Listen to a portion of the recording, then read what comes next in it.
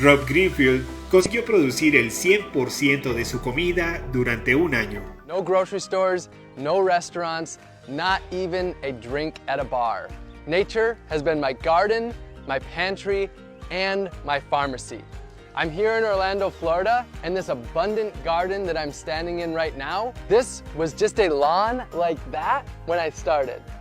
I don't own any land, so to grow my food, I met people in my neighborhood and I turned their front yards into gardens and shared the bounty of food with them. And while I was here, I built a 100 square foot tiny house along with my friends to serve as my simple homestead and my base. In my gardens, I grew over 100 different foods, dozens of different greens packed with nutrients, sweet potatoes, yam, and yucca for my caloric needs, delicious fruits like papayas and bananas, pumpkins, carrots, beans, and beets, so many vegetables, and herbs and peppers to flavor all of my meals. And I also raised bees so that I could have my own candy shop right in my yard. In addition to the huge bounty from my garden, I foraged over 200 different species from nature. I harvested my salt from the ocean simply by collecting it and boiling it down. I got my caffeine from the native Yaupon holly tree. Not only was I my own grocery store, I was also my own pharmacist. I grew fresh turmeric and ginger right in my gardens. I harvested wild elderberries to make elderberry syrup to prevent cold and flu. I harvested reishi mushrooms and different medicinal teas, and also grew moringa, also known as the vitamin tree. I cooked up dozens of different healthy meals, fermented veggies to make sauerkraut, and made delicious beverages like honey wine and ginger beer. I whipped up delicious desserts and ate the healthiest of my entire life. And I even grew my own toilet paper.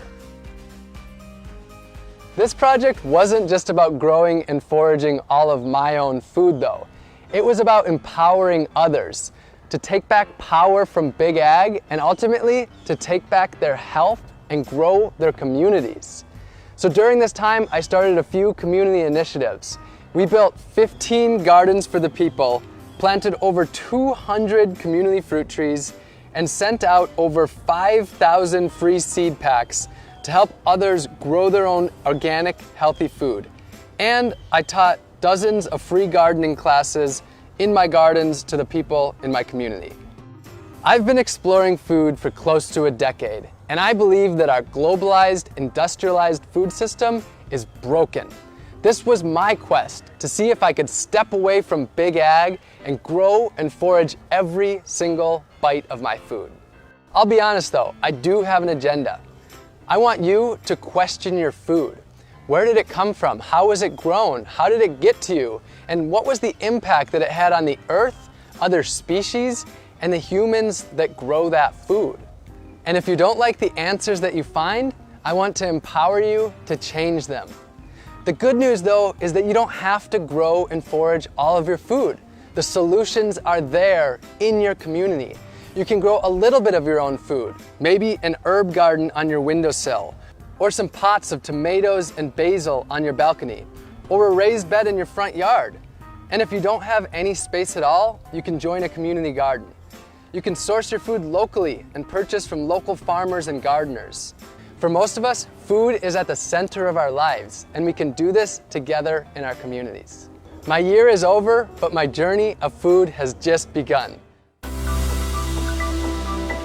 Los valores humanos y el trabajo en comunidad pueden ser la clave para salvar el mundo.